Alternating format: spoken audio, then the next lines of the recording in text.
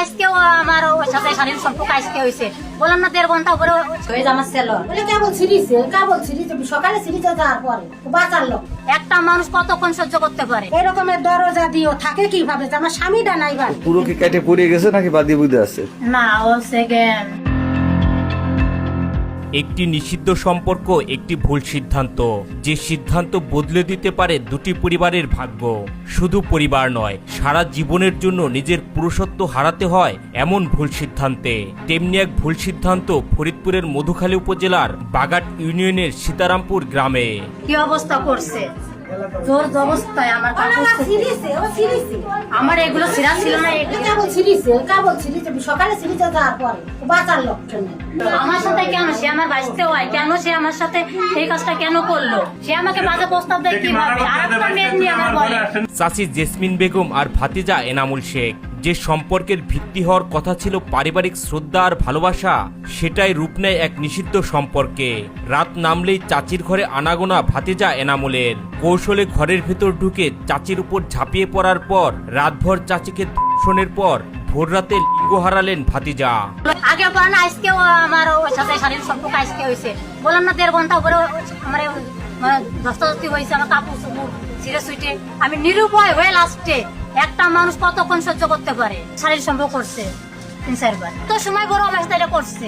আমি সেই কাপড় ছিঁড়া অবস্থায় নিয়ে আমি এখানে সবাই ডাকছে, আমার ডাক কেউ শোনে নাই। পুরো কি কেটে পড়ে গেছে নাকি বাদি বুদে আছে?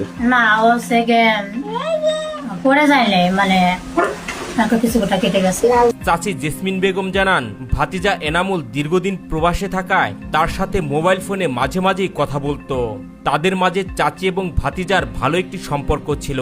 বেশ কিছুদিন পূর্বে এনামুল বিদেশ থেকে দেশে ফেরেন, আর তার স্বামী প্রবাসে থাকায় ভাতিজা দেশে ফিরে বিভিন্ন সময় তাকে খারাপ প্রস্তাব দিতেন। যেহেতু সে আমার ভাইতে লাগে, আপন ভাইতে, সে ফোন দিয়ে কথা বলতেই পারে। তা আমাদের ভালোটা সম্পর্ক, ফোন দিয়ে কথাবার্তা বলে। তো বাড়িতে আসছে, আসার পরে আমার ঘরে প্রায় সময় আসে, থাকে, আটা দেয়, আবার চলে যায়। এই প্রবাসীর স্ত্রী দাবি করেন, ভাতিজা এনামুলের যন্ত্রণায় অতিষ্ঠ হয়ে বিভিন্ন অজুহাতে সময় ক্ষেপণ করতে থাকেন তিনি। ভাতিজার যন্ত্রণার মাত্রা বেড়ে গেলে একসময় তার প্রস্তাবে সে রাজি হয়। তখন আমি বাধ্যতামূলক শিকার হয়েছি। শিকার হয়ে আমি গতকালকে আমি রান্না বান্না করে খাওয়া দাওয়া করে আমি ঘরে থেকে শুয়ে পড়ছি। আমি ঘরের দরজা খুলে নেই। এর সামনের ঘটনা আরো ভয়াবহ। ঘটনার দিন রাতে এনামুল তাকে সারা রাত ডিস্টার্ব করে। ঘরের দরজায় টোকা দেয়া থেকে শুরু করে বিভিন্ন কৌশলে ঘরে ঢোকার চেষ্টা চালায় সে। ভোর রাতে প্রকৃতির ডাকে সাড়া দিয়ে এই প্রবাসীর স্ত্রী বাহিরে গেলে এই সুযোগটাই কাজে লাগায় ভাতিজা। পরে আমি ভোরবেলা আমি বাইরে গেছি। বাইরে গেলে আমার দরজা এমনি থেকেও এই পাশে লক দিয়ে থাকলে এই পাশ থেকেও মানে হাত দিয়ে খোলা যায়। যেহেতু আমার ছেলে মাঝে মাঝে আমার কাছে থাকে বা আমার শাশুড়ি বাড়িতে থাকে, আর আমার মেজোজা বাড়িতে নাই, ও মানে ওই সুযোগে আমার ঘরে ঢুকছে। এই প্রবাসীর স্ত্রীর দাবি, ঘরে ঢুকেই তার উপর ঝাঁপিয়ে পড়ে সোহেল। প্রায় 1 থেকে 1.5 ঘন্টা তার সাথে শারীরিক সম্পর্কে মিলিত হয় সে। শারীরিক সম্পর্কের এক পর্যায়ে ভাতিজার নুরু চেপে ধরে কেটে দেয় এই প্রবাসীর স্ত্রী।